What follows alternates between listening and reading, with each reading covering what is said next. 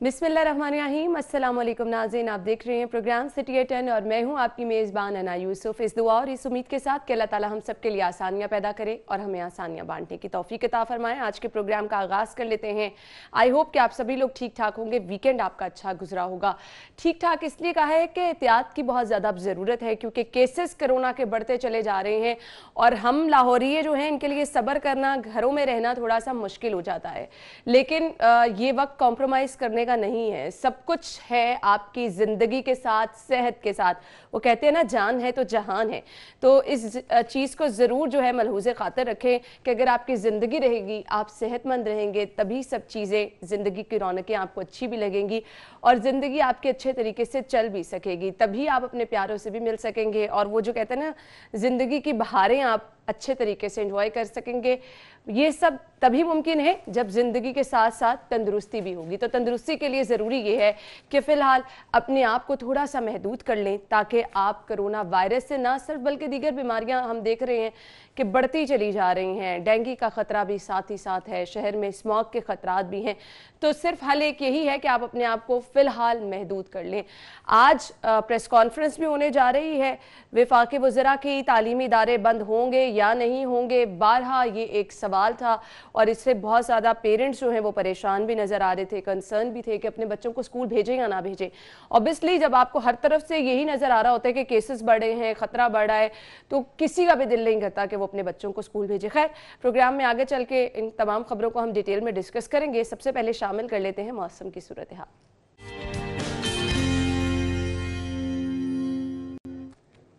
जुनेद हमारे साथ मौजूद होंगे। जुनेद, बताइए मौसम आज कैसा रहेगा?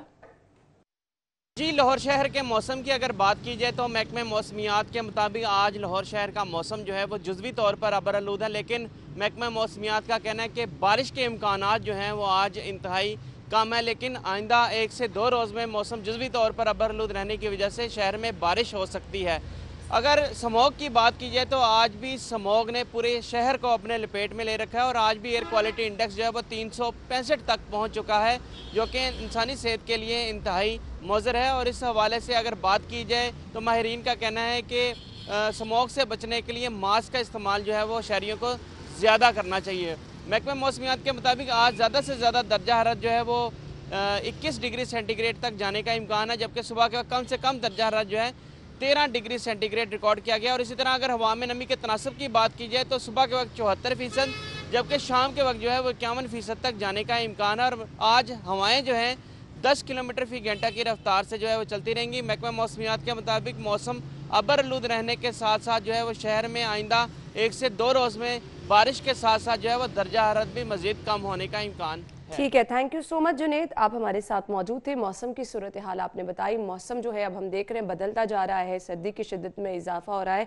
तो अब ज़रूरत इस समझ की है कि एहतियात करें, सिर्फ मौसम की शिद्दत से बचने के लिए नहीं, बल्कि जैसे कि मैंने कहा कि कोरोना वायरस के ख़तरात भी हैं, तो एहतियात ही वाहिद हल है। टॉप स्टोरीज़ की तरफ चलते हैं।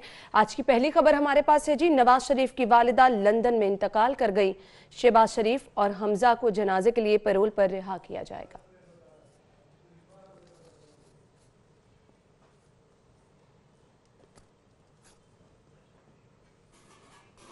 अगली खबर, कोरोना के बाद तेज, मजीद 11 अफराद जाम बहक, 24 घंटों में 229 नए केस।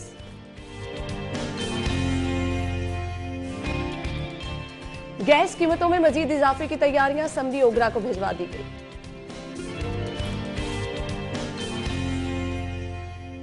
और ब्यूरोक्रेसी लाहौर में बैठकर जनूबी पंजाब के मामलात चलाएगी।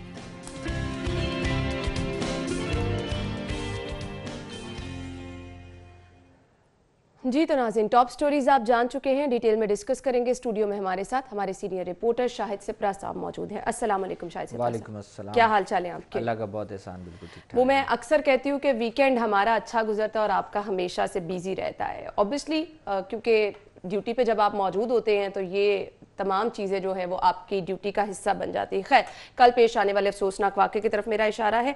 लंदन में मियां मोहम्मद नवाज शरीफ की वालिदा इंतकाल कर गई। शहबाज शरीफ और हमजा शहबाज को जनाजे के लिए पैरोल पर रिहा किया जाएगा। आपने कल तमाम दिन कवरेज भी की है। अभी तो फिलहाल डेड बॉडी उनकी यहाँ पर शिफ्ट करने में 102 रोज़ लगेंगे। बताइएगा इस खबर के हवाले से। बिस्मिल्लाहिर्रहमानिर्रहीम। देखें, ये शरीफ ख़ानदान के लिए अफसोसनाक ख़बर है जो मुस्लिम लीग नवाज़ के कारकुन हैं, बल्कि दीगर सियासी जमातें हैं, बल्कि मैं कहूँगा कि पूरी कौम के लिए अफसोसनाक ख़बर है कि किसी के माँ का चले जाना, और माँ का जो रुतबा है वो हर किसी को मालूम है कि कितना बुलंद रुतबा है, तो उन माँ का चले जाना उस दुनिया से, तो उसका बराह रास्त और उसका मुतरादिफ ये होता है कि आपकी जो दुआएँ घर बैठ के जो आपके लिए माँ करती थी आज इस दुनिया में नहीं है। बिल्कुल। अच्छा, अब बात रही कि उनका जस्ते खाकी, दो इंपॉर्टेंट पॉइंट हैं कि इसमें एक मियाँ शहबाज शरीफ जेल में हैं और उसके बाद उनके साहबजादे हमजा शहबाज शरीफ भी जेल में हैं, और मियाँ नवाज शरीफ खुद जो हैं वो लंदन में हैं इलाज मुआवजे के लिए। हम लाहौर की बात करते हैं कि लाहौर में इसमें ज़रूरी ये है कि आप मियाँ शहबाज शरीफ साहब जो हैं उनको रिहाई किस तरह मिलेगी, वो अपने घर पर किस तरह आएंगे, वो नमाज जनाजा में शिरकत करेंगे, और ताज़ियत के लिए आने वाले जो लोग होंगे, जो रिश्तेदार, सियासी रहनुमा, दीगर जितने भी अजीज़ व अकारिब हैं वो आएंगे, उनसे ताज़ियत करेंगे। इस पर है। जब यह ख़बर कल पहुँची है और मियाँ शहबाज शरीफ को जेल में यह ख़बर जेल इंतज़ामिया की जानिब से दी गई, और जब ख़बर उन तक पहुँची उन्होंने गम से वो निढाल हुए, और बताया ये भी गया है कि वो ज़ारो कतार रोने लगे, चूँकि माँ से मोहब्बत जो है वो मियाँ नवाज शरीफ की और मियाँ शहबाज शरीफ की वो सबके सामने है कि जब भी दोनों भाइयों के दौरान अगर कहीं ना कहीं कोई मामला होता था तो माँ उनकी जो है आपस में मुझे कल ये बैठ चीजें कर ना बात एकदम से याद आ रही थी, जब शहबाज शरीफ साहब पेशी के लिए जाते रहे या नवाज शरीफ साहब अस्पताल में होते थे, तो खास तौर पे उनकी वालिदा, हमने बारहा देखा कि अस्पताल भी उनका इयादत के लिए जाती रही, तो ये चीज़ें माँ का नेमुल बदल तो वाकई कोई नहीं है, कोई नहीं, इसमें कोई शक नहीं है। अच्छा, अब क्या है कि वो गम में है, और उसके बाद मैं इसमें क्रेडिट जो है आपके सूबाई वज़ीर कानून को जाना चाहिए और देना भी चाहिए कि उन्होंने कहा कि जब उनको तक ये बात पहुंची कि मियाँ शहबाज शरीफ जो है वो माँ के जाने के गम में जो है वो आबदीदा हैं और उनको मुश्किल हो रही है, तो उन्होंने क्या कहा कि आप उनके साहबजादे हमजा शहबाज शरीफ को साथ रहने की उन्होंने इजाज़त दी। पहले दोनों को अलग-अलग बैरक में रखा गया, लेकिन जब ये सूबाई वज़ीर कानून की जानिब से कहा गया, इजाज़त दी गई, उसके बाद अब दोनों इकट्ठे हो गए। उसका क्या मकसद था कि इंसानी हमदर्दी की बुनियाद पर आप ये पैगाम दे रहे हैं कि अगर मियाँ शहबाज शरीफ जो हैं उनकी वालदा का इंतकाल हुआ है और इंतकाल की वजह से वो गम में हैं, वो आबदीदा हैं, वो रंजीदा हैं, तो उनके साथ अगर उनका बेटा होगा तो उनके दुखों का मदावा कर सकेगा। बहुत जरूरत होती है कि आपका कोई अपना आपके पास हो, कोई कंधा आपके पास हो जिस पर आप सर रख के रो सके। बहुत ये सेंसिटिव, ये बड़ा अच्छा पॉइंट था। अच्छा, अब दूसरा क्या है कि उसके बाद मुस्लिम लीग नवाज की जानिब से मुस्लिम लीग की रहनुमा अताउल्लाह तारड़ को भिजवाया गया। उन्होंने बताया कि उन्होंने भी सूबाई वज़ीर कानून से बात की है और उन्हीं की जानिब से जो मुलाकात है वो अरेंज करवाई गई। मुलाकात हुई जेल में मियाँ शहबाज शरीफ से भी और उसके बाद हमजा शहबाज से भी, जेल इंतज़ामिया की मौजूदगी में ये मुलाकात हुई। और इसमें क्या हुआ कि मियाँ शहबाज शरीफ और मियाँ मोहम्मद नवाज शरीफ का आपस में रब्ता हुआ, टेलीफोन पर बात हुई।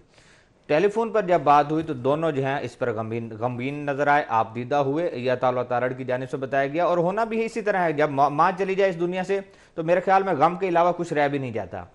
अच्छा, वो हुए, उसके बाद बातचीत हुई और मुशावरत की ये मीटिंग थी कि यहाँ पर जस्ते खाकी जो है उसकी मुंतकिली किस तरह होगी, कब आएगा, नमाज जनाजा कहाँ पर अदा की जाएगी, दीगर मामलात, उनकी तदफीन कहाँ पर होगी, ये मामलात पर मुशावरत हुई। और मुशावरत में ये बात तय पाई कि जस्ते खाकी का लाहौर आना, उससे सारी चीज़ें जो हैं मशरूत हुई कि जस्ते खाकी की देखें अभी तक वहाँ पे है, अभी लंदन में एक जनाजा होना बाकी है, लंदन में जनाजा होगा, वहाँ लॉकडाउन भी है, लॉकडाउन की बुनियाद पर जो उनके गवर्नमेंट के SOPs हैं उसके मुताबिक वहाँ पे जनाजा होगा। दूसरा जनाजा जो है वो लाहौर में अदा किया जाएगा। ये तो ऐलान किया जा चुका है कि उनकी डेड बॉडी जस्ते खाकी जो है मैयत जो है उनको लाहौर लाया जाएगा। अब क्या है कि 2 से 3 रोज का वक्त जो है वो मांगा जा रहा है कि 2 से 3 वक्त का दिन दरकार होंगे, उसके बाद अब जस्ते खाकी जो है उसको लाहौर मुंतकिल किया जा सकेगा। मुस्लिम लीग नून की जानिब से जो बयान किया गया वो ये है कि मियाँ शहबाज शरीफ और हमजा शहबाज का 14 से 15 दिन पर उनको पैरोल पर रिहाई की कोशिश की जाएगी और उसकी दरख्वास्त दी जाएगी। और दरख्वास्त उस वक्त दी जब जस्ते खाकी को लाहौर मुंतकिल करने के लिए जब उनके पास कंफर्मेशन आ जाएगी। मैं मिसाल देता हूँ, अगर उनकी बॉडी जो है बुध या जुमेरात, हम कह लेते कि जुमेरात को अगर उनकी डेड बॉडी आ रही है तो मियाँ शहबाज शरीफ और हमजा शहबाज को जो पैरोल पर रिहाई की दरख्वास्त होगी वो उनकी बुध को दी जाएगी कि एक दिन पहले उनका पैरोल जो है उसको आगाज किया जाएगा। उसका क्या मकसद होगा कि 14-15 दिन का अगर उनको मिलता है पैरोल पर रिहाई मिलती है तो नमाज जनाजा में भी शिरकत करेंगे उसके बाद ताजियत के लिए जो लोग आएंगे उनसे मुलाकात भी हो सकेगी, जो लोग अफसोस के लिए आएंगे उनसे भी मुलाकात हो सकेगी। और माजी में भी हुआ है कि जब बेगम कुलसूम नवाज का इंतकाल हुआ तो नवाज शरीफ जी उस वक्त जेल में थे, उस वक्त भी उनको पैरोल पर रिहाई दी गई और उन्होंने नमाज जनाजा में शिरकत की। अफसोस है, देखें अब जस्ता खाकी जब आएगा इस मामले पर शायद से साहब ताउन भी करना चाहिए, आसानी भी पैदा करनी चाहिए, क्योंकि ये मामला ऐसा है कि इस पे कॉम्प्रोमाइज नहीं किया जा सकता। माँ का कोई नेमुल बदल नहीं, और फिर जब आपको पता है कि आपको अपनी माँ का चेहरा दोबारा कभी नजर ही नहीं आना है, तो फिर मेरा ख्याल है कि इसमें जितनी नरमी बरती जाए वो बहुत ज़्यादा ज़रूरी है। खैर मुख्तलिफ अहम शख्सियात की जानिब से कल ट्विटर पर भी इजहार ताज़ियत किया गया है मियाँ मोहम्मद नवाज शरीफ के साथ, मियाँ शहबाज शरीफ के साथ। इसमें वज़ीर आज़म साहब ने भी ट्वीट किया और इजहार ताज़ियत किया है। तो ये चीज़ें कहीं ना कहीं मैं बार बार ये चीज़ कह रही थी कि आप सियासत एक जगह पे रखें, इस मामले पर तो बिल्कुल भी ये चीज़ें शामिल नहीं होनी चाहिए। और ऐसा ही है, मोनस इलाही की जानिब से, वज़ीर आज़म पाकिस्तान की जानिब से, दीगर सियासी हल्कों की जानिब से इज़हार ताज़ियत का सिलसिला भी कल जारी रहा है। इसी तरह देखें, कल हमने पूछा है जब अताउल्लाह तारड़ जेल में आए और जेल से मुलाकात के बाद वापस आए तो हमने उनसे पूछा है कि मौजूदा गवर्नमेंट जो है इस पर सियासत कर रही हो, कहीं पर रुकावट डाल रही हो किसी मामले पर, तो उन्होंने बड़ा क्लियर कहा है कि अभी तक कोई ऐसी बात नहीं सामने आई जिसकी बुनियाद पर कहा जा सके कि मौजूदा गवर्नमेंट जो है वो इस जो होने वाले जो इंतकाल है इस पर किसी भी किस्म की रुकावट डाली या कोई मुश्किलात जो है उसमें क्रिएट कर रही है। ये नहीं था और होना भी नहीं है। देखें, ये इंसानी हमदर्दी का मामला है, इंसानियत का मामला है। नमाज जनाजा होनी है, बेटों ने शिरकत करनी है, रिश्तेदारों ने शिरकत करनी है, तो ये होना ही है। देखें, केसेस हूँ ना हूँ, जेल में होना ना होना, ये एक उसको आप साइड पे रखें। बिल्कुल, आप सिर्फ इसी पे आ जाएं कि उनकी वालदा का इंतकाल हुआ है, तो ये बहुत बड़ा एक, मैं कहता हूं कि एक अफसोसनाक जो है वो लम्हा है इस वक्त चल रहा है। साबिक सदर आसिफ जरदारी की जानिब से भी मुतालबा किया गया, ताज़ियत भी की गई और मुतालबा किया गया कि उनको फौरी रिहाई दी जाए। इसी तरह आर्मी चीफ की तरफ से भी ताज़ियत की गई है, प्राइम मिनिस्टर ऑफ पाकिस्तान की तरफ से भी ताज़ियत की गई है, मोनिस इलाही, चौधरी बरादरान, इन सब की तरफ से ताज़ियत, इवन मौलाना फजल रहमान जो हैं वो जलसे में थे, वहाँ पे ताज़ियत, जितने भी लोग थे वहाँ पे, बिलावल भुट्टो जरदारी, ताज़ियत का सिलसिला जारी है। लेकिन कल जो थे, जो कारकुन देख रहे थे और तमाम जो लोग देख रहे थे, उनका फोकस इस बात पे था कि जस्ते खाकी कब लाहौर आएगा। नमाज जनाजा में मियाँ शहबाज शरीफ जो अपोजिशन लीडर हैं जो जेल में हैं, और पंजाब असम्बली में जो अपोजिशन लीडर हमजा शहबाज शरीफ उनके बेटे वो जेल में हैं, वो नमाज जनाजा में शिरकत कर सकेंगे नहीं कर सकेंगे, उनको रिहाई किस तरह मिलेगी। तो ये बड़ा क्लियर हो गया। कल मुस्लिम लीग नून के कारकुन जो हैं, रहनुमा अताउल्लाह तारड़ की जानिब से कहा गया है कि हम लोग पैरोल पे जाएंगे और 14 से 15 दिन की कोशिश होगी कि हम उस पर रिहाई लें, ताकि वो घर में भी वक्त गुजार सके, नमाज जनाजा में भी। बिल्कुल, ये वक्त ऐसा है कि आपको अपने घर वालों के नजदीक भी रहना होता है और जो लोग इज़हार ताज़ियत के लिए आए उनसे भी मुलाकात जरूरी होती है। हमारे पास है कोरोना के बाद जो कि तेज होते चले जा रहे हैं, 11 अफराद जाम बहक हुए हैं और 24 घंटों में 229 यानी 229 केस रिपोर्ट हुए हैं। अब ये फिगर्स मतवातर बढ़ते चले जा रहे हैं, लेकिन उसकी दूसरी तरफ अगर देखें, जो हम बार बार कह रहे हैं कि एहतियात इसका वाहिद हल है, एहतियात हमें बिल्कुल भी नजर नहीं आ रही है। शायद से प्रेस आप क्या कहेंगे? देखें, बड़े गंभीर सूरत हाल अब तो बनती जा रही है, हालात बहुत ज़्यादा ख़राब होते जा रहे हैं। अब ये 230, 225, 240 का हिंसा जो है इस पर हम लोग आ रहे हैं और यही हिंसा जो है वो 15, 16, 14 पे चला गया था, 10, 12 पे चला गया था। बिल्कुल। लेकिन गवर्नमेंट बिल्कुल ठीक कह रही है कि हम लोगों ने SOPs पर अमल दरामद नहीं किया और यहाँ पर भी कई दफ़ा इस स्टूडियोज़ में भी हम लोगों ने भी प्रोग्राम्स में कई दफ़ा बात की है कि SOPs पर अमल दरामद नहीं हो रहा, मार्केट्स में नहीं हो रहा। आप किसी जगह पे जा रहे हैं, दफातर में, जहाँ पर भी है, सिर्फ मास्क का इस्तेमाल करना शुरू कर दें तो मेरे ख्याल में हालात ये वाले ना होते। आज भी आपने कहा, हमेशा विफाक ने भी कहा कि मास्क लगाया जाए, उसके बावजूद आप देख लें आज निकलें शहर में, आप अपने दफ्तर से बाहर निकलें तो क्या हालात होंगे, किसी ने मास्क नहीं पहना हुआ होगा। बात यह है कि इसमें इंपॉर्टेंट पॉइंट ये है कि 229 केस हैं, 94 ICU में है। बिल्कुल सही कह रहे हैं। 24 जो हैं वो वेंटिलेटर पे हैं, जिंदगी और मौत की कश्मकश और ये बहुत सेंसिटिव फिगर है। मतलब आपके अगर हर रोज मरीज बढ़ते हैं तो आपकी वेंटिलेटर की जगह कम पड़ जाएगी और हम दोबारा से उसी पहले वाले सिनेरियो में चले जाएंगे कि अस्पतालों में आपको वेंटिलेटर नहीं मिलेंगे। एग्जैक्टली वही होगा। देखें, अब आपका 100 के करीब जो मरीज है कोरोना का वो ICU में है, 24 जो है वो वेंटिलेटर पे हैं। ICU वाले भी क्रिटिकल हैं, ठीक है। ICU में वही जाते हैं जो क्रिटिकल हों, जिनकी हालत जो है वो तशवीशनाक हो, आप उनको लेकर जा रहे हैं। अब मुझे बताएं कि अभी भी अगर हमारी आवाम ने नहीं समझना कि हम लोग किस तरफ जा रहे हैं। और अच्छा, फिर प्राइम मिनिस्टर ने भी अब थोड़ा सा अंदिया दे दिया कि हम लोग मुकम्मल लॉकडाउन की तरफ जाएंगे। अब मुझे बताएं कि एक दफ़ा फिर अगर खुदा ना खास्ता, मैं तो इस हक में नहीं हूं कि लॉकडाउन मुकम्मल तौर पर हो, मार्केट हर चीज़ आप मामूलात ज़िंदगी, पूरी ज़िंदगी का एक जो पहिया चल रहा है उसको आप मफलूज कर दें, बहुत मुश्किलात हो इस हक जाती में हैं। मेरे समेत कोई भी नहीं होगा, आप भी नहीं होंगी। बिल्कुल। लेकिन अगर आवाम मजबूर करेगी और यही हालात रहे जो आज यहाँ पे शाया हुए हैं, और इन्हीं हालात की रोशनी में हुकूमत पाकिस्तान और हुकूमत पंजाब को जाना पड़ेगा को लॉकडाउन करें। देखें, अभी भी वो हुकूमत आवाम के साथ खड़ी है। अभी वो कह रही है कि स्मार्ट लॉकडाउन पे हम लोग चले जाएं, वो जा भी रहे हैं। शहर के बेशतर इलाके जो हैं आप देखें, वहाँ पर 12-13 ऐसे इलाके हैं जहाँ आपने स्मार्ट लॉकडाउन किया, लेकिन उसको उस तरह नहीं, लॉकडाउन मैं इस तरफ आने वाली थी कि शाहिद सिपरा साहब, यहाँ पर हमें इंतजामिया का रोल जो है उतना मौसर नजर नहीं आ रहा। आपने लॉकडाउन सिर्फ बातों की हद तक किया हुआ है। देखें, मेरी बात सुने, अवाम की भी जिम्मेदारी है। आप लोग गवर्नमेंट पे डाल दें, जरूर डाल दें कि इंतजामिया की भी जिम्मेदारी है कि मुझे ये बताएं कि हर चीज जो है अवाम रिस्पांसिबिलिटी नहीं मानेगी तो कौन इस पे इंप्लीमेंट कराएगा? हर चीज हमने फोर्सफुली करवानी है, हर चीज हमने हमेशा आपको किसी न किसी तरह कटहरे में लाकर ही करवानी। क्यों? जो लोग घरों से निकल रहे हैं, जिनके इलाकों में स्मार्ट लॉकडाउन हुआ है, उनको अपने बच्चों की, अपने जो खानदान है, उनके जो घरों में बुजुर्ग हैं, जो उनके हमसाए हैं, उनकी जिंदगी का ये जितने लोग हैं, उनके आप यकीन मानिए लोगों के तो जो हालात देखे हैं ना, वो ऐसे लग रहा है कि लोगों को वाकई परवाह नहीं है। या तो लोग बहुत ज्यादा बेखौफ हैं या तो उनको अपनी जानों की परवाह नहीं है। उसमें कुछ हुकूमत की भी जिम्मेदारी है। देखें, आपने बीच में 2-3 महीने ऐसा रिलैक्स किया, आपने खुद इम्पैक्ट दिया ना, ये आपके जलसे, जुलूसों, गैदरिंग ने आपने खुद शुरू किए जलसे, क्योंकि आपका फोकस सियासत पे हो गया और आप एक अहम मामले को भूल गए। देखें, आप नई गवर्नमेंट की या नए पाकिस्तान की बात करें तो वो तो 2-2.5 महीने से सियासत पर ही फोकस है, या फिर एहतसाब पर फोकस है, या जेलों पर फोकस है, या फिर सियासत पर आप फोकस हो रहा है। और शायद इस वजह से हो रहा है कि मे बी के आप जो है, चूंकि अपोजिशन की तरफ से कहा जा रहा है कोरोना पे सियासत होनी चाहिए, जितना ये सेंसिटिव मामला है। इसका क्या मतलब है? आप इंसानी जिंदगियों के साथ खेलना चाह रहे हैं ना। बिल्कुल। इस भी सियासत को तो इसी के मुतरादिफ है कि आप इंसानी जिंदगियों के साथ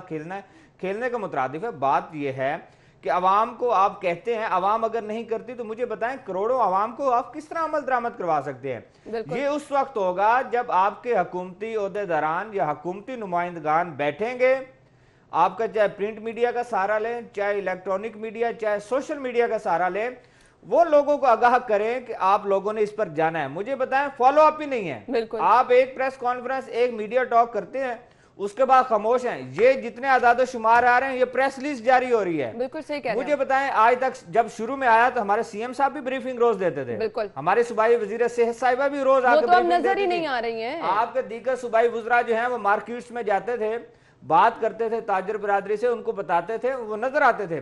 आज मुझे बताएं, सब खामोश है। इस खामोशी का मतलब, अवाम ने तो पहले कहा कि कोरोना शुरोना कोई शय नहीं, और इस खामोशी का मतलब भी वो यही ले रहे हैं कि कोरोना नहीं है।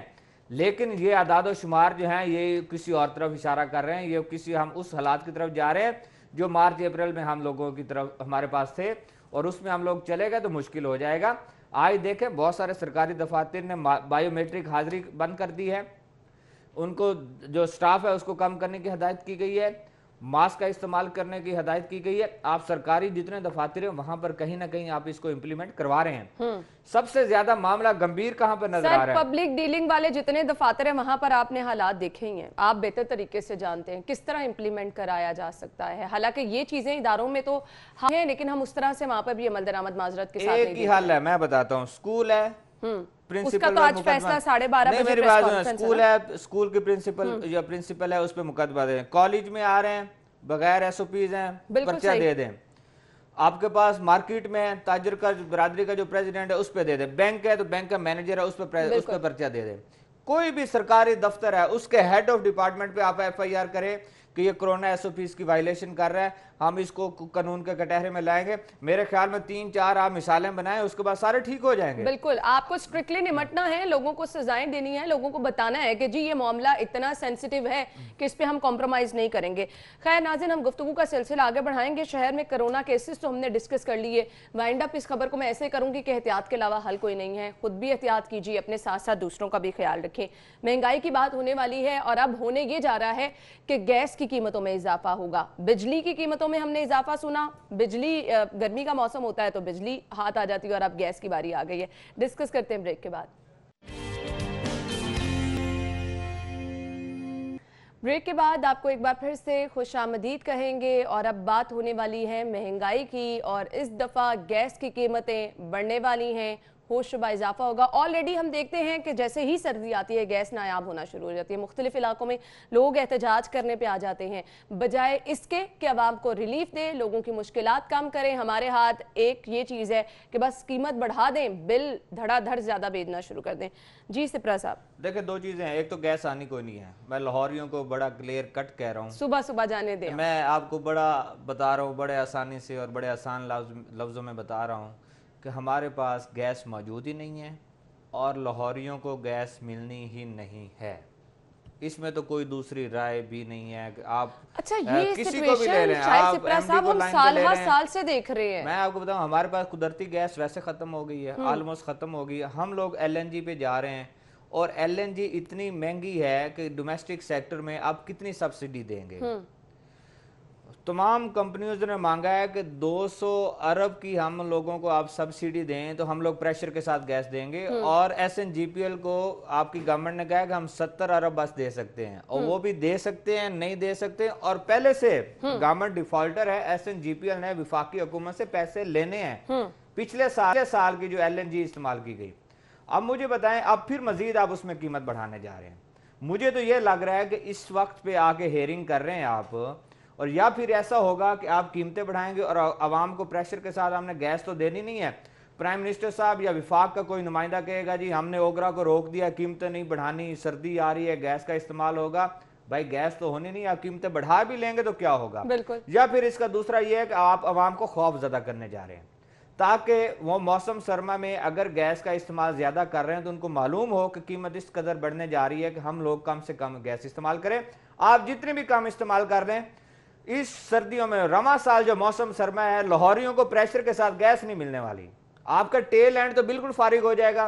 टेल एंड का मतलब है जहां के आपकी बोसीदा लाइंस हैं, और एंड हो रहा है जिन लाइनों का, जहां पर शुरू में जो लोग होंगे, शुरू में कौन से लोग होंगे जिनको गैस प्रेशर के साथ मिलती है, मैं आपको बता भी देता हूं। आपके एसएमएस हैं, सेल्स मीटर स्टेशन जिनको बोलता है, जहां से आपकी गैस शहर में सप्लाई हो रही है, मोलनवाल से आ रही है। मोलनवाल से आपको गैस सारी चलती आएगी, जोहर टाउन में प्रेशर डाउन होना शुरू होता हो जाएगा, आगे शादमान और आपकी फैसल पार्क जो सारा है डाउन होना शुरू हो जाएगा। इसके बाद आपकी शादरा से आती है, शादरा अंदरून लाहौर उस साइड पे आपको मिलोगी, हरबंसपुरा के पास या जल्लो मोड़ के पास आप पहुंचेंगे, डाउन हो जाएगा प्रेशर आपका। इसी तरह डीएचए को आपने फीड किया हुआ, 3 साल पहले एक प्रोजेक्ट बनाया था आपने, कसूर वाली साइड से एक लाइन उनको बना के दी, इसलिए डीएचए का प्रेशर अब ठीक रहेगा, कैंट का भी प्रेशर ठीक रहेगा। ये बाकी जितने इलाके हैं वहां पर प्रेशर नहीं होगा। मुझे ये बताएं, अब ये जो अदादो शुमार हैं जिस पर एसएनजीपीएल ने पिटीशन फाइल की है, हम सदरन को छोड़ देते हैं, मतलब वो हमारा उससे रिलेटेड नहीं है, वो दूसरी कंपनी है दूसरे सूबे की। हम नॉर्दर्न पे आ जाते हैं। हमेशा ये सुनाया जाता है जब भी पिटीशन होती है, मैंने कई जो समाते हैं वो उसमें मैं गया हूँ, मैंने कवर भी की हैं। मुझे बताएं, हमेशा यही रोना जाता है कि हमारे पास पैसा नहीं है, कंपनी डिफॉल्टर बन रही है, तनख्वाहें देने के पैसे नहीं है। मुझे बताएं कि आप 773 रुपए फी यूनिट, फी MMBTU, इसको मतलब फी यूनिट के हिसाब से आप कीमत बढ़ाने जा रहे हैं। मुझे बताएं, आपने पहले जो स्लैब बना रखे हैं वो 2.9 से ऊपर हम लोग चले जाएं तो वो अफोर्डेबल नहीं है। वो उसकी कीमत इस कदर ज्यादा है कि लोगों को हजारों रुपए का बिल, 25-30 हजार रुपए का बिल तो आराम से आ जाता है।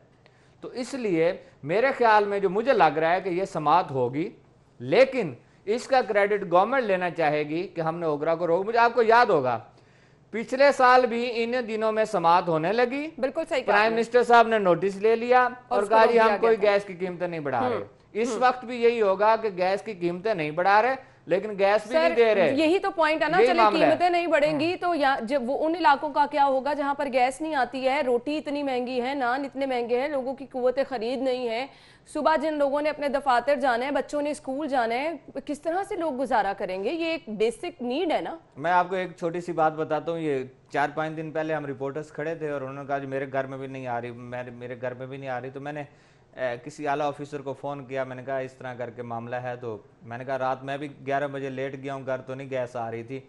तो मुझे वो कहते आप 11 बजे क्यों गए? मैं क्या हूँ घर भी थोड़े को पूछ के जाइए।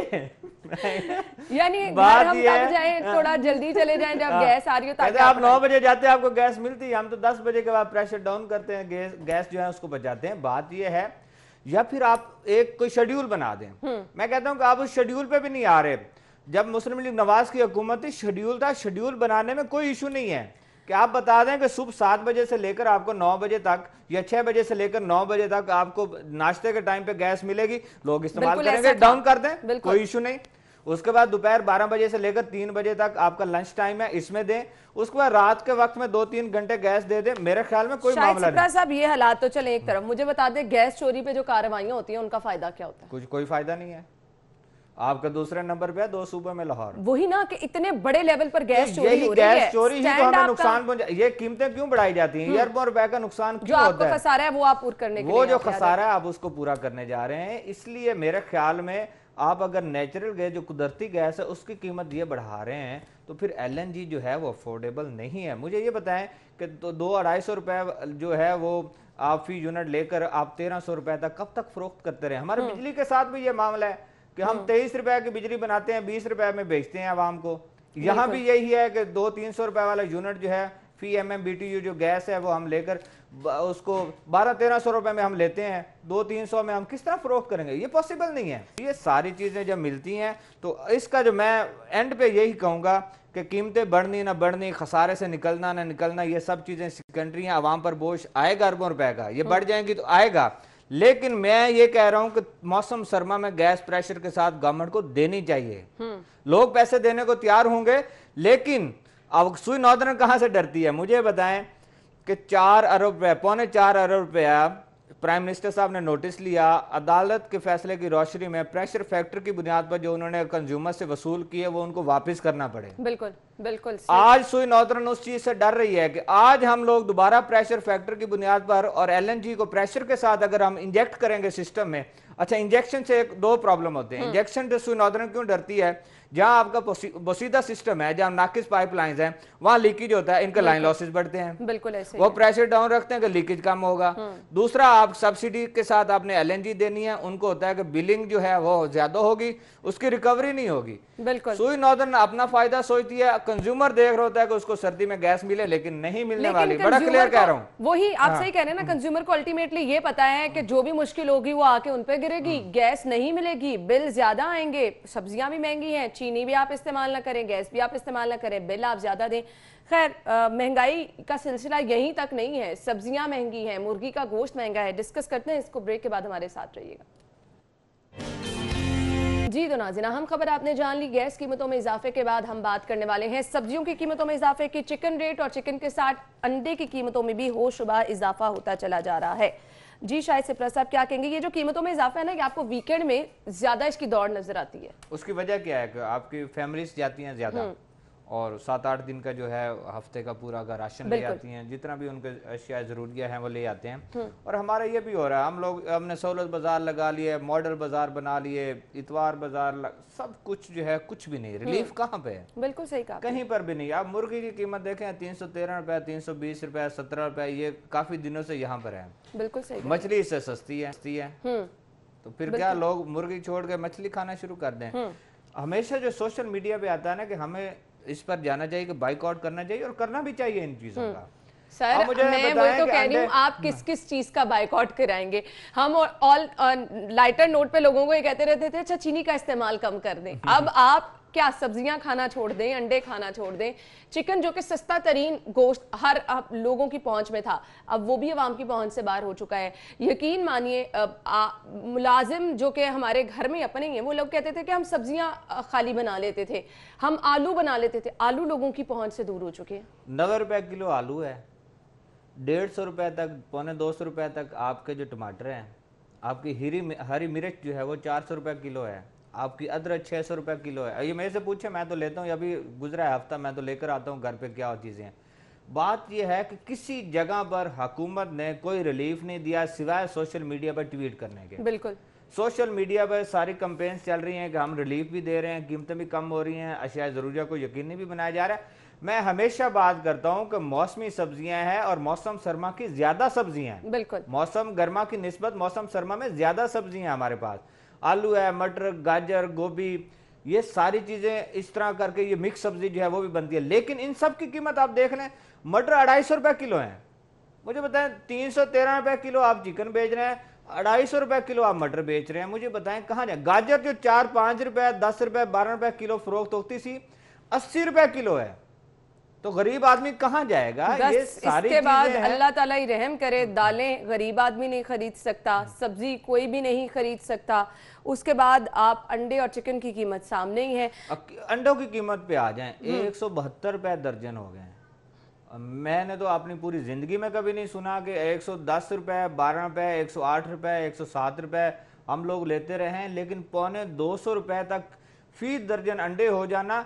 मुझे बताएं हुकूमत कहाँ पे है, रियासत कहाँ पर खड़ी है, रियासत कौन सी जिम्मेदारी जो है वो उसको पूरा उसके कर बाद रही हमें है? हुकूमत का ये बयान शायद सिप्रा साहब सुनने को मिलता है कि महंगाई के अलावा तमाम चीजें कंट्रोल हैं। अब महंगाई के अलावा क्या कब कंट्रोल है? मुझे महंगाई को ब्रेक कब लगेगी मुझे नहीं समझ अच्छा आती। मुझे बताएं महंगाई के अलावा क्या चीज कंट्रोल में, मुझे कोई चीज बता दें। जहां महंगाई आएगी वहां बेरोजगारी आएगी। बिल्कुल सही कहा। जहां बेरोजगारी आएगी वहां आपके लॉ एंड ऑर्डर की सूरत हाल खराब होगी।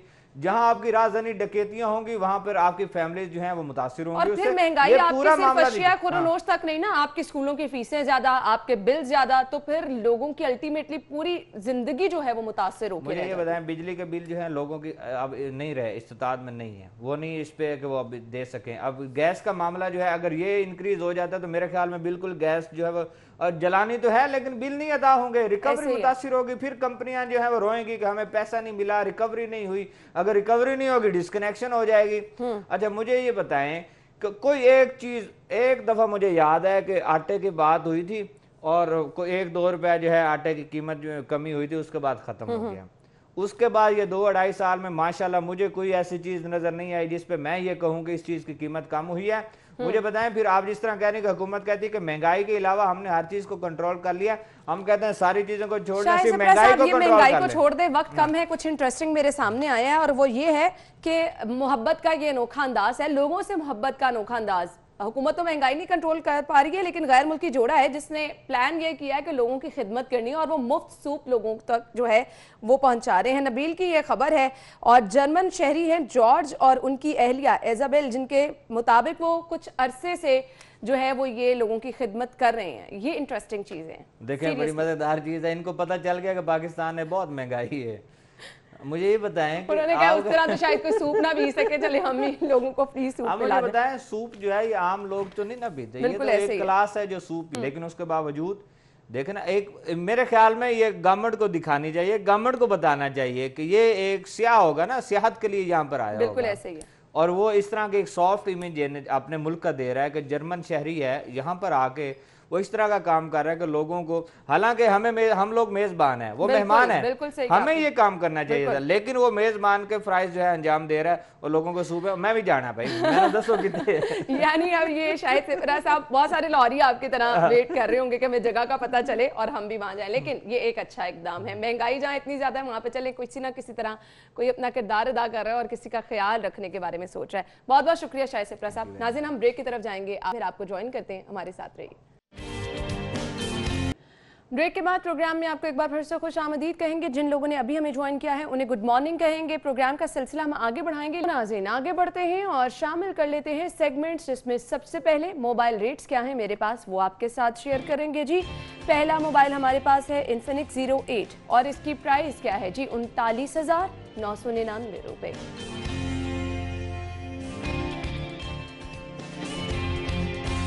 उसके बाद जी हमारे पास है इन्फिनिक्स नोट 7 और इसकी कीमत क्या है जी 25,999 रुपए में। अगर आप खरीदना चाह रहे हैं तो खरीद सकते हैं।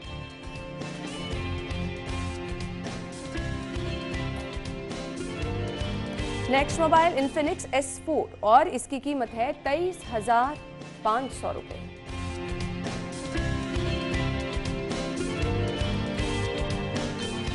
नेक्स्ट मोबाइल इन्फिनिक्स नोट 10 और इसकी कीमत है जी 20,999 रुपए, यानी 21,000 रुपए में आप खरीद सकते हैं।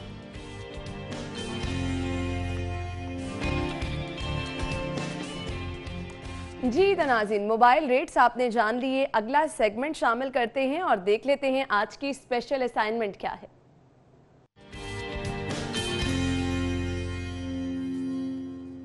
हर जानिब है महंगाई। हमने अपने न्यूज़ पार्ट में डिस्कस किया कि सब्जियां, फल, हर चीज़ महंगी है। अगर आप दालें खरीदने जा रहे हैं, चिकन खरीदने जा रहे हैं, महंगाई की इस दौड़ में हम पीछे रहते जा रहे हैं। महंगाई कहीं आगे निकलती जा रही है। खाना पीना तो आप ऑब्वियसली कहीं ना कहीं कम कर सकते हैं, उसको महदूद कर सकते हैं, लेकिन अब ये जो मौसम की शिद्दत है, इससे आपने बचना भी है। बच्चों के लिए आपने कपड़े खरीदने हैं, बड़ों के लिए कपड़े खरीदने हैं। आप वो लोग जो कि बाइक्स पे जाते हैं, सर्दी की शिद्दत से उन लोगों ने अपने आप को महफूज भी रखना है। ऑब्वियसली अगर आप सर्दी की शिद्दत से अपने आप को महफूज नहीं रखेंगे, बीमार हो जाएंगे तो अस्पतालों में ऑलरेडी बहुत ज्यादा रश है। अब लोगों ने हल ये निकाला कि महंगे कपड़े ऑब्वियसली कोई नहीं खरीद सकता, तो लोगों ने रुख कर लिया लंडा बाजार का। कल लंडा बाजार में हमने देखा कि बहुत ज्यादा रश था, लोग धड़ाधड़ खरीदारी करने के लिए जा रहे हैं।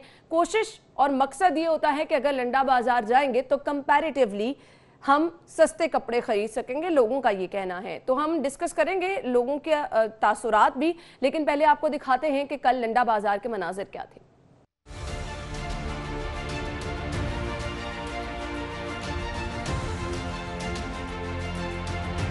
बढ़ती हुई महंगाई ने गरीब और मुतवस्सत तबके की कमर तो पहले ही झटके में तोड़ दी थी, मगर अब माली तौर पर मुस्तहकम लोग भी इससे मुतासिर हो रहे हैं। नए कपड़े और जूते खरीदना भी मुहाल हो गया। यही वजह है कि शहर के मुख्तलिफ मकामात पर लगने वाले लंडा बाजारों की रौनकें दोबाला हो गई हैं, मगर यहाँ भी हर तरफ महंगाई का रोना ही रोया जा रहा है। खरीदारों का इल्जाम है कि दुकानदार मनमानी कीमतें वसूल कर रहे हैं, कोई इनसे पूछने वाला नहीं। 300 की दे रहे हैं, चलो ये 600 रुपया नहीं 1000 रुपया 1500 रुपया मांगते हैं। जायज़ बात तो नहीं है ना, जायज़ कर रहे हैं ये लोग। बहुत ज़्यादा बढ़ी हुई है इनकी भी। पिछले भाई ये 100 रुपये की चीज़ थी, अब ये 300-400 की बेच रहे हैं। कपड़ों में हर चीज़ में लंडा उम्मीद गरीब की आखिरी उम्मीद होती है, तो इधर भी जो 100 वाली चीज़ है 250-200 में हो गई है। दूसरी जानिब दुकानदार अपने दुखड़े सुनाते दिखाई देते हैं। लंडा बाजार के ताजिर कहते हैं कि मुसलसल बढ़ती हुई महंगाई से उनके कारोबार बुरी तरह मुतासिर हो रहे हैं। पीछे से ही सामान महंगे दामों मिले तो इसमें उनका क्या कसूर। पीछे से भी जो है ना चीजें महंगी होती जा रही है। आहिस्ता आहिस्ता जो है ना पिछले साल जो रेट था इस साल जो है ना उसका डबल रेट हो गया। पहले हम एक चीज़ लेते थे 20 रुपए की तो 50 रुपए की बेचते, 30 रुपए मिल जाते थे, हमें खुशी होती थी। अब माल भी ठीक नहीं आ रहे और महंगाई इतनी हो चुकी है कि हमारी सोच बिल्कुल खत्म है। महंगाई और माली मसाइल अपनी जगह, लेकिन लंडा बाजार में कोरोना SOPs पर अमल दरामद भी ना होने के बराबर है। बेशतर दुकानदार और खरीदार मास्क का इस्तेमाल ही जरूरी नहीं समझते, जिससे कोरोना मुतासरीन की तादाद बढ़ने का भी अंदेशा है। शहरियों का कहना है कि बढ़ती हुई महंगाई के बाइस पहले तो 2 वक्त की रोटी पूरी करना मुश्किल था, अब तो तन ढांपना भी मुश्किल हो गया। हुकूमत को जबानी कलामी दावों के बजाय अमली इक़दामात उठाना होंगे। कैमरामैन काशिफ बेग के साथ Israr Khan, special report city at 10। Thank you so much Israr Khan की ये स्पेशल रिपोर्ट थी, जिसमें आपने देखा कि दोनों तरफ के पॉइंट ऑफ व्यू इसरार ने दिखाने की कोशिश की है कि महंगाई से आवाम परेशान है। वो कह रहे थे कि जी 100 रुपए में जो चीज़ लंडा बाजार से मिल जाती थी अब वो 250-300 की मिल रही है। उस पर दुकानदारों का ये कहना था कि अगर महंगी चीज़ें उन्हें ऑलरेडी मिल रही हैं तो वो सस्ती कैसे बेच दें। सेकेंडली इसरार ने जो एक चीज़ मेंशन की है, इतने रश वाली जगह और वहाँ पर कोरोना SOPs का ख्याल नहीं रखा जा रहा, तो खुदारा सस्ती चीज़ें खरीदने के लिए लंडा बाजार जरूर जाएं, लेकिन अपनी जान से आगे कुछ नहीं होता। आप अपनी जान का तहफ़्फ़ुज़ यकीनी बनाएं। मास्क पहन के भी आप शॉपिंग कर सकते हैं। तो ये वो चीज़ें हैं जो छोटी छोटी अगर हम ख्याल रखेंगे तो अपने आप को महफूज रख सकते हैं। तभी ये कपड़े जिनकी खरीदारी करने के लिए आप गए हैं आप पहन सकते हैं। तो ये स्पेशल रिपोर्ट्स इंशाल्लाह आने वाले प्रोग्राम में भी स्पेशल असाइनमेंट्स आपके साथ हम शेयर करते रहेंगे। अब महंगाई को ज़रा ब्रेक लगा देते हैं और बचत कैसे होगी आपको वो बता देते हैं। जी, तो बचत आप कैसे कर सकते हैं? ब्रांड्स हमारे पास कौन कौन से हैं जहां पर है सेल्स? पहला ब्रांड है ईगो। अगर आप जाएंगे तो अप टू 40% यहां पर ऑफ है।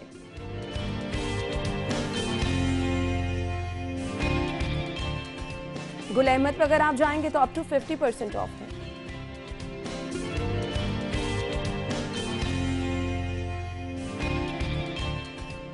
इंसिग्निया पे अगर आप जा रहे हैं तो यहाँ पर अप टू 50% ऑफ से फायदा आप उठा सकते हैं। और इसके बाद नेक्स्ट ब्रांड है जी लाइमलाइट, अप टू 50% ऑफ है।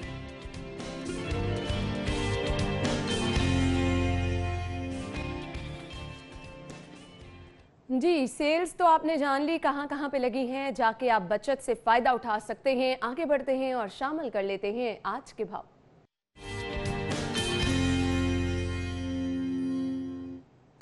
जी, तो हमारे साथ होंगे नबील रजा मलिक। नबील, बताइए सब्जियां किस कीमत पर मिल रही हैं?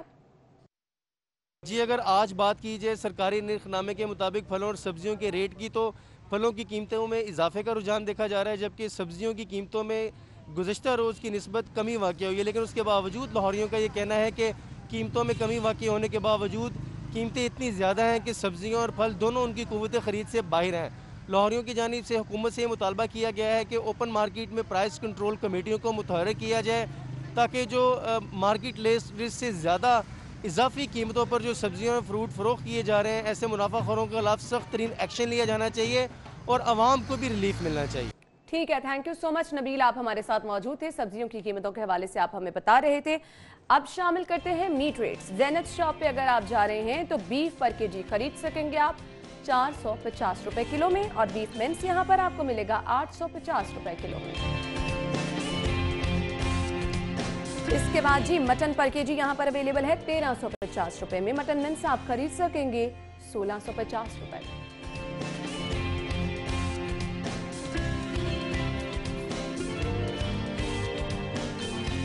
जी, तो इसके बाद चिकन के रेट क्या हैं वो मैं आपको बताती चलूँ जी। जिंदा मुर्गी मार्केट में अवेलेबल है 216 रुपए किलो में, और इसका बना हुआ गोश्त आपको मिलेगा गवर्नमेंट रेट के मुताबिक 313 रुपए किलो में।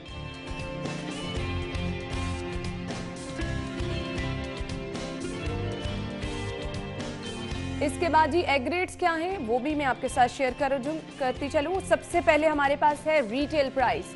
अगर आप अंडों की खरीदारी करने के लिए जा रहे हैं तो 172 रुपए दर्जन में रिटेल प्राइस में आपको अंडे मिलेंगे। होलसेल पे अगर आप जाएंगे तो 170 रुपए दर्जन में आप अंडों की खरीदारी कर सकते हैं। और इसके बाद गोरमे से आप 171 रुपए दर्जन में अंडों की खरीदारी कर सकते हैं।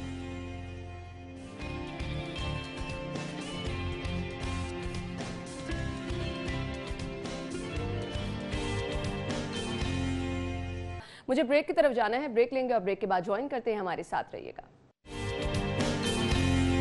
ब्रेक के बाद प्रोग्राम में आपको एक बार फिर से खुश आमदीद कहेंगे। और नाज़रीन, कोशिश हमारी ये रहती है कि अपने प्रोग्राम के थ्रू मैक्सिमम इन्फॉर्मेशन जो है वो चाहे किसी सूरत में भी है आप तक पहुंचाते रहें। वो चाहे एहतियात की बात होती है, वो चाहे आपको आगाही देने की बात होती है, तो ये कोशिश हम टाइम टू टाइम करते रहते हैं।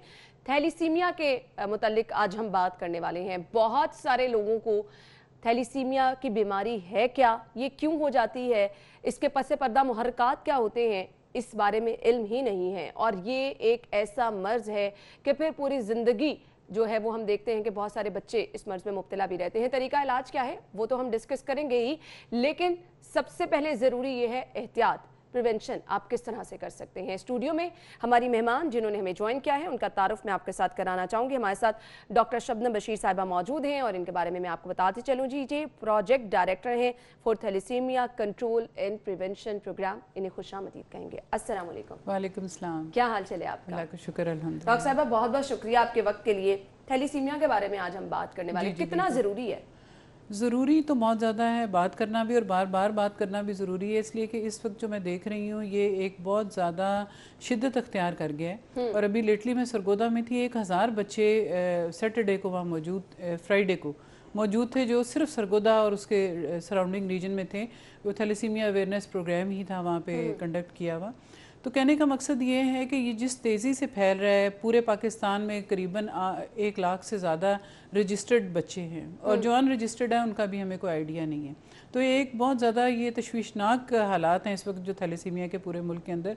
और मैं चूँकि पंजाब थैलीसीमिया प्रिवेंशन प्रोग्राम को आज रिप्रेजेंट कर रही हूँ, तो पंजाब चूँकि सबसे बड़ा सूबा है, तो इसमें ये कि आधे से ज़्यादा जो ये 1 लाख की मैं बात कर रही हूँ वो बच्चे पंजाब में रिजाइड कर रहे हैं। और ये कम तादाद नहीं है, 1 लाख के करीब बच्चे। अब डॉक्टर साहब आप मुझे ये बता दीजिएगा कि थैलीसीमिया असल में बीमारी है क्या और इसकी वजूहात क्या होती हैं? बेसिकली ये एक मौरूसी बीमारी है, इनहेरिटेड डिसऑर्डर है। मतलब कोई इन्फेक्शन, कोई जरासीम, कोई ऐसी चीज़ नहीं है, एक से दूसरे को नहीं लग सकती। इनहेरिटेड या मौरूसी का मतलब ये है कि जो ये पेरेंट्स होते हैं अफेक्टेड, उनसे ये बच्चों में ट्रांसमिट होती है।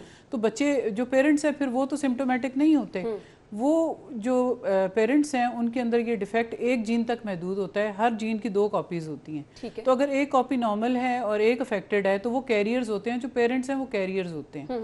तो ये जब 2 कैरियर्स आपस में शादी करते हैं तो मसला वहाँ से शुरू होता है। हर हमल में 25% प्रोबेबिलिटी है कि दोनों जो बैड जीन्स हैं वो उन पेरेंट्स से बच्चे के अंदर ट्रांसमिट हो गए, और अब वो बच्चा जो कि उन दोनों ख़राब जीन्स का हामिल होगा वो थैलेसीमिया मेजर होता है। असल प्रॉब्लम थैलेसीमिया मेजर है। इस वक्त पूरे पाकिस्तान में 12-13 मिलियन बीटा थैलेसीमिया कैरियर्स हैं। कैरियर्स बिल्कुल नॉर्मल ज़िंदगी गुजारते हैं, अदरवाइज़ अगर जब तक हम उनका टेस्ट ना करें हम बता भी नहीं सकते कि ये थैलेसीमिया के कैरियर्स हैं। जब वो 2 कैरियर्स आपस में शादी करेंगे और फिर जब बच्चा थैलेसीमिया मेजर का पैदा होगा, ये वो बच्चा है जिसको अपनी ज़िंदगी में जब तक भी वो ज़िंदा है उसको मंथली और बाज़ औक़ात महीने में 2 दफ़ा ब्लड ट्रांसफ्यूजन लगता है। ब्लड ट्रांसफ्यूजन होती है, बिल्कुल। ना सिर्फ ब्लड ट्रांसफ्यूजन होती है, जब 20 बोतलें उसको खून की लग जाती हैं फिर उसके अंदर आयरन ओवरलोड होना शुरू हो जाता है। जो आयरन है ये बहुत टॉक्सिक है टिश्यूज़ के लिए। ये दिल में, जिगर में, उनके पेंक्रियाज में हर जगह बैठ जाता है और उसके बाद बहुत सारी कॉम्प्लिकेशन। और एक ये जो ब्लड लगना हर महीने खून लगना, इसकी अपनी ज़्यादा बहुत सारे साइड इफ़ेक्ट्स हैं, रिएक्शंस हो सकते हैं। मैं आपसे पूछने वाली थी कि सिर्फ ब्लड लगना और उसके बाद आप एक पूरी जिंदगी आप एज ए मरीज गुजारने लग जाते हो ना, बिल्कुल। आपकी सलाहियतें कहीं ना कहीं जो है वो दबना शुरू हो जाती हैं, दीगर बीमारियां आपको घेर लेती हैं। ना सिर्फ कि वो जो अफेक्टेड थैलेसीमिया मेजर का मरीज़ है वो, बल्कि उसके माँ बाप, उसके बहन भाई, उसके इर्द गिर्द जितने लोग हैं उनकी फिर ज़िंदगी जो सी है वो सिर्फ उसको ज़िंदा रखने के लिए एक खून की बोतल से अगली खून की बोतल किस तरह अरेंज करनी है, बहुत बड़ा इस वक्त जो है ये हमारे लिए एक अलमिया जन्म ले रहा है। इसके अलावा कोई इलाज भी नहीं, इसका कोई इलाज नहीं। बोन मैरो ट्रांसप्लांट है लेकिन वो हर एक केस में नहीं हो सकता, और 25 से 30 लाख कौन अफोर्ड कर सकता है। बिल्कुल सही कहा। तो इसका प्रिवेंशन ही इसका वाहिद हल है। दुनिया में हम सिर्फ अकेले नहीं है थैलेसीमिया को लेके, पूरी एक थैलेसीमिया बेल्ट है जिसके अंदर ईरान है, तुर्की है, साइप्रस, ग्रीस, इटली, बहुत सारे ममालिक हैं, इंडिया है, बांग्लादेश है, थाईलैंड है। बहुत सारे ममालिक ने इस पे काबू पा लिया है सिर्फ इसलिए कि उन्होंने अपने थैलेसीमिया मेजर की बर्थ को कंट्रोल कर लिया है, प्रिवेंट कर लिया है। सिर्फ आपने अवेयरनेस देनी है, एजुकेट करना है और थैलेसीमिया के कैरियर्स की स्क्रीनिंग करनी है। आप उनकी स्क्रीनिंग चाहे शादी से पहले करें, शादी से पहले तो लाजमी होनी चाहिए। इस पे एक अच्छा इकदाम ये उठाया गया था कि बिल एक पेश किया गया था, तो उस पे किस हद तक इम्प्लीमेंट हुआ है? बिल का तो ये है कि बिल वैसे बताती चलूँ कि तीनों सूबों में, बलोचिस्तान, सिंध और केपी में ऑलरेडी बिल मंजूर हो चुके हैं उनकी प्रोविंशियल असेंबलीज से, लेकिन वहाँ टेस्टिंग फैसिलिटी अवेलेबल ना होने की वजह से बिल का वही हशर हुआ है जो हमारा सीट बेल्ट पहनने का होता है या जो भी हमारे यहाँ कानून बन जाता है। मामला कॉम्प्रोमाइज करने वाला नहीं है। तो पंजाब में ये है कि बिल हमने बना के ड्राफ्ट उसका स्पेशलाइज्ड हेल्थ केयर को और कैबिनेट में पहुंचा दिए, और जो हमारी हेल्थ मिनिस्टर हैं प्रोफेसर यास्मीन राशिद, चूँकि सारी उम्र उनकी खुद भी थैलेसीमिया के इलाज और उसके लिए तगोदो में गुजरी है, वो इस बिल को लेके आगे चल रही हैं। हमारा ये मानना था कि पहले आप डोर स्टेप पे ये फैसिलिटी, टेस्टिंग फैसिलिटी प्रोवाइड कर दें, और अब इस वक्त हमने 9 डिवीजन्स में, पंजाब के 9 बड़ी डिवीजन्स हैं, 9 के अंदर हमारी रीजनल लैब्स हैं और 36 डिस्ट्रिक्ट्स में हमने ये तशखीस की और कैरियर स्क्रीनिंग की जो सहूलतें हैं अपने डिस्ट्रिक्ट लेवल, हॉस्पिटल लेवल तक। इसके लिए अवेयरनेस तो ऑब्वियसली होनी चाहिए। अब बहुत सारे ऐसे लोग हैं जो हम देखते हैं पढ़े लिखे हैं, माशाल्लाह सेंसिबल हैं, वो भी इन चीज़ों को मानने को तैयार नहीं होते, टेस्ट कराने को तैयार नहीं होते। मतलब अब एक चीज़ आपकी सेहत के लिए, आपके आने वाली ज़िंदगी के लिए बहुत ज़्यादा, और ये सिर्फ एक मामूली सा CBC का टेस्ट है, कोई लंबा चौड़ा उस तरह का नहीं है। CBC पे काफ़ी पता चल जाता है, और शादी से पहले हम रेकमेंड भी करें कि सिर्फ लड़का टेस्ट कराए, क्योंकि अमूमन बच्चियों में खून की कमी होती है तो इसको मास्क कर लेती है, उसके डायग्नोसिस में थोड़ी प्रॉब्लम आती है, लेकिन मेल में जहाँ खून की कमी भी नहीं है अगर वो टेस्ट करा ले शादी से पहले तो नथिंग लाइक दैट।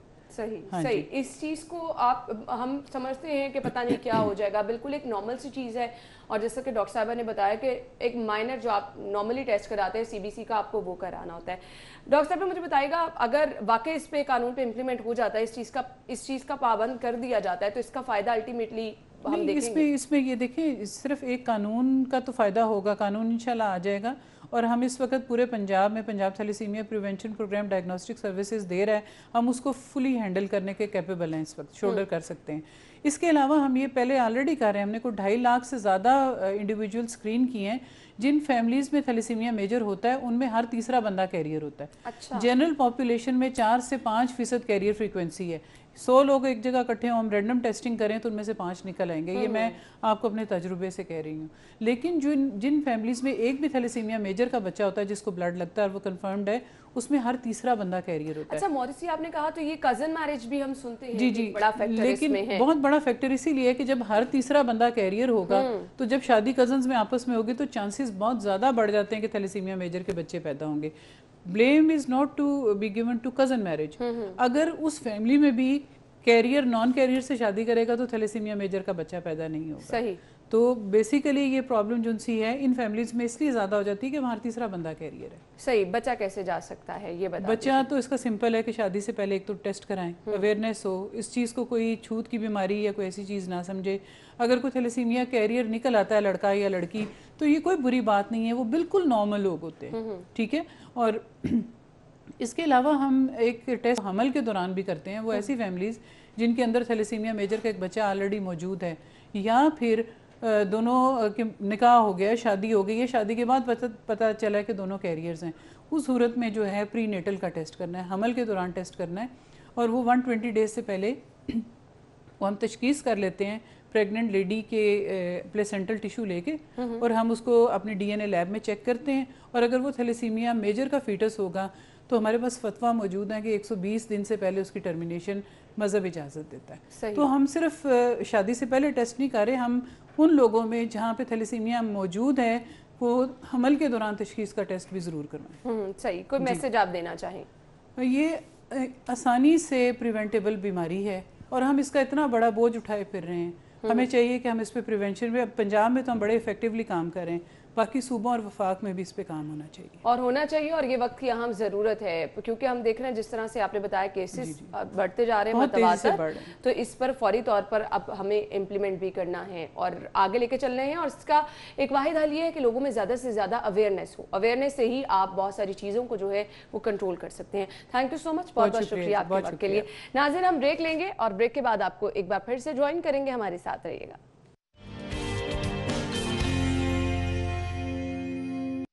ब्रेक के बाद आपको एक बार फिर से खुशामदीद कहेंगे नाज़रीन। और प्रोग्राम के इस हिस्से में हम कुछ बात करने वाले हैं क्योंकि मौसम की तब्दीली के असरात हम देख रहे हैं बढ़ते चले जा रहे हैं और लोग खौफजदा नज़र आते हैं कि जी डॉक्टर पे जाएं ना जाएं। और बहुत सारे लोग इक्तफा इसी पे करते हैं कि घर में ही वो डिफरेंट जो होम रेमेडी हैं उनको जो है वो तरजीह देते हैं कि हम नज़ला ज़ुकाम और बुखार का इलाज जो है वो कर सकें। अब सोशल मीडिया पे बहुत सारी चीज़ें आपको नज़र आती हैं लेकिन उनका फ़ायदा सम टाइम होता है और सम टाइम नहीं, तो हमने सोचा क्यों ना घर में आप किस तरह से नज़ला ज़ुकाम और बुखार का इलाज कर सकते हैं वो आपके साथ शेयर करें। स्टूडियो में हमारे मेहमान जिन्होंने हमें ज्वाइन किया है उनका तारुफ मैं आपके साथ कराना चाहूँगी। हर्बलिस्ट हैं डॉक्टर अदनान, इन्हें खुशामदीद कहेंगे।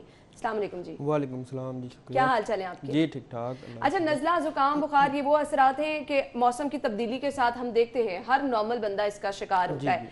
अब मेडिसिन की तरफ लोग ऑब्वियसली जाना भी चाहते हैं और फिर जब तंग आ जाते हैं उनको कुछ समझ नहीं आता तो फिर हम होम रेमेडी जो है उसको प्रायोरिटी देते हैं। सबसे बेहतर इलाज क्या है?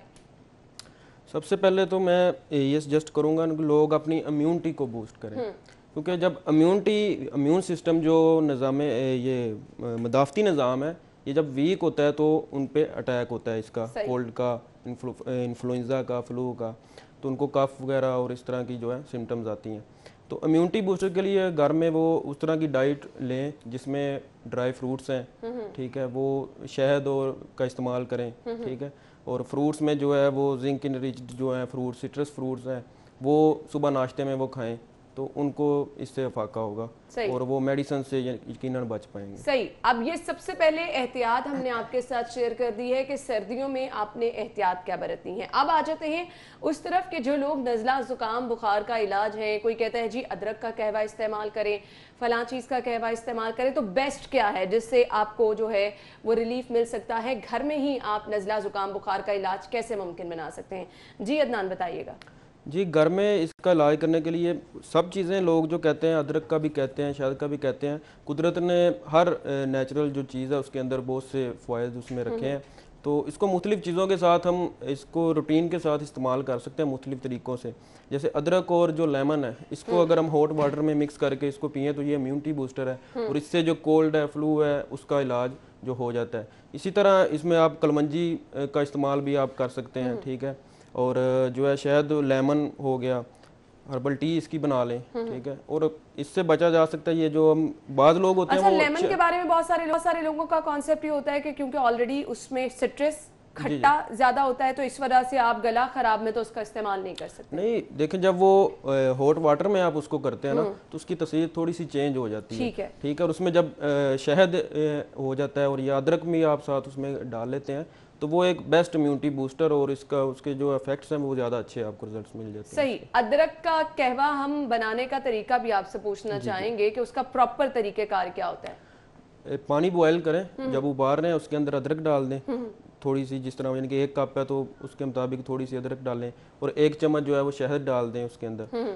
तो ये आपका कहवा, उसमें लेमन जो आधा लेमन है उसको उसमें निचोड़ लें, तो वो कोई बेहतरीन एक कहवा। अच्छा, अब बच्चे, बड़े और बुजुर्ग, सम टाइम बच्चे ये टेस्ट पसंद नहीं करते ना, अगर बच्चों का घर में गला खराब है, जुकाम है, तो उनके लिए बेस्ट होम रेमेडी क्या है जो आप सजेस्ट करेंगे? बच्चों को अगर तो वो 5 साल से कम है तो उनको शहद का इस्तेमाल करवाएं, शहद उनको चटवाएं, वो शौक से मतलब खाएंगे, ठीक है, और उसके बाद उनको जो उनको दे रहे हैं आप दूध दे रहे हैं उसके अंदर शहद ऐड कर दें तो वो उससे उनको काफ़ी, और उनको सबसे बेहतर है कि एहतियाती तदाबीर है आजकल जो वबा है इसमें यही है कि आपने बचना है, कोल्ड के इनटे बचना है। अच्छा, शहद के साथ काली मिर्च का इस्तेमाल भी कहते हैं कि बहुत ज्यादा मौसर होता है, इस बारे में गले के लिए, गले में जितनी भी किस्म की खांसी है, फ्लेगमेटिक है, प्रोडक्टिव कफ जो होती है उसमें हम जो देंगे उसमें मुलट्ठी है, ठीक है, मुलट्ठी लेनी है, उसका मतलब बना लेना है कहवा, उसके अंदर आप शहद ऐड कर लें, ठीक है। दूसरा आ जाए उसमें कलवंजी की आप बात कर रही थी, कलवंजी और ये जो शहद है और मुलट्ठी है, ये तीनों चीज़ें भी इसके लिए बहुत ज़्यादा बेनिफिशियल है। सही। इसके साथ साथ शक्कर का, गुड़ का इस्तेमाल भी कहा जाता है कि गले के लिए बहुत मौसर है, उसमें भी बता दें, क्योंकि हमारे यहाँ हम देखते हैं डायबिटीज़ के पेशेंट हैं, इसके साथ साथ हाई ब्लड प्रेशर के, उनको क्या रिकमेंड करना चाहेंगे? जो डायबिटिक पेशेंट है उनके लिए वही है, उसमें वो ऐड करें अपना ये शहद है, उसका कहवा लें, उसमें वो जो है उनका थोड़ा सा डाल लें, उसमें ज़्यादा जो है वो मिकदार रखें उसकी मुलट्ठी की और अदरक की, ये डायबिटिक पेशेंट के लिए। और वो अगर वो उसका पेस्ट बना लेते हैं सेमी सॉलिड सा, जिसके अंदर वो कलवंजी का पाउडर मिक्स करें, ठीक है, और वो काली मिर्च 1/4 चम्मच उसमें मिक्स करें और शहद लें, ठीक है, और देसी घी का 1 चम्मच, ये 4 चीज़ें जब वो लेंगे तो वो उनके गले के लिए, उनके जो लंग्स के डिसऑर्डर्स हैं उनके लिए और ब्रीथिंग जिनको कोई प्रॉब्लम्स हो रही हैं तो उनके लिए बहुत ज़्यादा इफेक्टिव है। सही। नॉर्मली हम देखते हैं सर्दियों में घर में चाय कहवे का इस्तेमाल किया जाता है, तो गुड़ की, शहद की आफादियत क्या है? वो लोग जिनको नज़ला जुकाम नहीं भी है, क्या वो भी रूटीन में इन चीज़ों का इस्तेमाल? मैंने जैसा कि पहले ही अर्ज किया था कि इसमें जिस तरह आजकल वबा का मौसम है तो इम्यूनिटी जो है ना हमारी स्ट्रॉन्ग होनी चाहिए, चाहे वो यंग्स हैं, अडल्ट हैं, बच्चे हैं, तो वो उसको शहद को अगर रूटीन में इस्तेमाल करते हैं तो उनकी कुव्वत मदाफत बढ़ेगी और वो उसके अटैक से बच सकते हैं यकीनन। बुजुर्गों के लिए असल में हम देखते हैं कि अगर खांसी वगैरह बहुत शिद्दत में हो तो ऑब्वियसली ज़्यादा नुकसानदेह भी होती है और वो बहुत ज़्यादा निढाल होकर रह जाते हैं, उनके लिए बेस्ट होम रेमेडी आप क्या सजेस्ट करना चाहेंगे? बुजुर्गों में इसी तरह ही हम उनको भी इस तरह डेली बेस पे उनको कहवा यूज़ करवाएं लेमन और हनी के साथ, ठीक है, उनको कैफीन से बचाना। बेसिकली हम बाज़ औक़ात होता है कि फ्लू होता है और वो चाय पी लेते हैं, चाय से उनको ड्राइनेस ज़्यादा होती है, उनको वो कफ की प्रॉब्लम ज़्यादा आती है, ठीक है, इसमें हमने सूदिंग इफेक्ट देना होता है, उसमें यही है शहद और लेमन और अदरक, इन तीनों चीज़ों का जो है ना वो ज़्यादा इसको। अच्छा, सूदिंग इफेक्ट की आपने बात की, पुदीने का इस्तेमाल भी बहुत ज़्यादा लोग रेफर करते हैं, वो बताइएगा किस हद तक मौसर है? वो बहुत मौसर है, पुदीने की चटनी इस्तेमाल की जा सकती है खाने के साथ, ठीक है, और पुदीने के पत्ते जो हैं वो भी कहवा में ऐड किए जा सकते हैं। ये तो हर्बल चीज़ें हैं, इनको जिस तरह से भी हम रूटीन का हिस्सा बना लें तो इनके बहुत से बेनिफिट्स हैं, इनमें एंटी माइक्रोबियल प्रॉपर्टीज़ हैं, एंटीवायरल प्रॉपर्टीज़ हैं, तो ये बेनिफिशियल है हर लिहाज से। सही। बहुत सारे लोग जो हैं वो ड्राई कफ की वजह से परेशान नजर आते हैं। नॉर्मली मौसम की तब्दीली के साथ जिस तरह आजकल हम बाहर देख रहे हैं, स्मॉग भी है, बाहर से लोग आए तो ड्राई कफ का एक अटैक सा हो जाता है, क्या गर्म पानी उससे आपको महफूज रख सकता है? बहुत सारे लोग सजेस्ट करते हैं, सोशल मीडिया पे हम देख रहे हैं, भाप लें, गर्म पानी पिए, तो क्या सजेस्ट करेंगे आप? भाप और गर्म पानी बेनिफिशियल है, वार्म वाटर आप इसको इस्तेमाल कर सकते हैं, लेकिन इसमें जो एक अगर घर में लोग सूफ बना के रख लें या मुलट्ठी वैसे रॉ फॉर्म में ला के रख लें, मुलट्ठी, सौंफ और एक किस्त शीरी के नाम से सुनते नबवी की जो तिब्बे नबवी से है किस्त शीरी, वो कोविड में भी बहुत ज़्यादा इफेक्टिव उसमें साबित हुई है। तो इस तरह की 3 चीज़ें इनको ला के रख लें, पीस के इनका पाउडर बना लें या इनको वैसे कहवा के अंदर जो है वो बॉयल करके जिसका कहवा लें और साथ शहद ऐड कर लें, तो इसको उनको बहुत ज़्यादा इससे बेनिफिट को, ड्राई कफ के लिए ये बहुत अच्छी रेमेडी है। अच्छा, अब कोरोना क्योंकि है तो इससे रिलेटेड जाते जाते आप कोई मैसेज भी देना चाहें कि किस तरह से आप अपनी केयर कर सकते हैं हमारे जी, इसके लिए एहतियाती तदाबीर जो है वो सबसे पहले है सोशल डिस्टेंसिंग है, मास्क का इस्तेमाल करें। ये ज़रूरी नहीं है कोविड के लिए, इसमें आप ये कोल्ड फ्लू का जो अटैक हो रहा है इससे भी बच सकते हैं। इसके बाद ये सवेरिटी जो है वो चली जाती है कोरोना की तरफ। तो इनसे पहले हमने बचना है, एहतियाती तदाबीर करनी, इम्यूनिटी बूस्टर लें, डाइट अपनी इंप्रूव करें और गैर ज़रूरी जो है वो ठंडी चीज़ों से, आइसक्रीम से, इस तरह की चीज़ों से परहेज़ करें। वार्म रखने के लिए खुद को खाने के साथ थोड़ा वार्म वाटर जो है पिएं, ठीक है। सुबह हर्बल टी इस्तेमाल करें जिसमें जिंजर टी और इस तरह की चीज़ें जो हैं वो अपने यूज़ में लेके आएँ डेली की रूटीन। बिल्कुल ऐसे ही है, फिर आप बच भी सकते हैं मौसम के हिसाब से भी और कोरोना वायरस से भी। Adnan, thank you so much, बहुत बहुत शुक्रिया आपके कीमती वक्त के लिए। और नाज़रीन, prevention is better than cure. बार बार इस चीज़ पे फोकस इसलिए हम करते हैं कि जब भी आप किसी भी बीमारी में मुब्तला होते हैं तो फिर आपके पास इलाज के अलावा हल कोई नहीं रह जाता, लेकिन अगर आप एहतियात करते हैं तो आप इलाज वाले उस सिनेरियो से भी बच सकते हैं। सिर्फ और सिर्फ एहतियात से ही आप अपनी ज़िंदगी को महफूज भी रख सकते हैं और सेहतमंद ज़िंदगी भी गुजार सकते हैं। इसी के साथ ही प्रोग्राम का वक्त पहुंचा है अपने इख्तिताम को। इंशाल्लाह ज़िंदगी रही तो कल सेम टाइम पर सेम जगह पर आपसे हम मुलाकात करेंगे नए मेहमानों के साथ। अपना बहुत सारा ख्याल रखिएगा और हमें इजाज़त दीजिए। अल्लाह हाफ़िज़।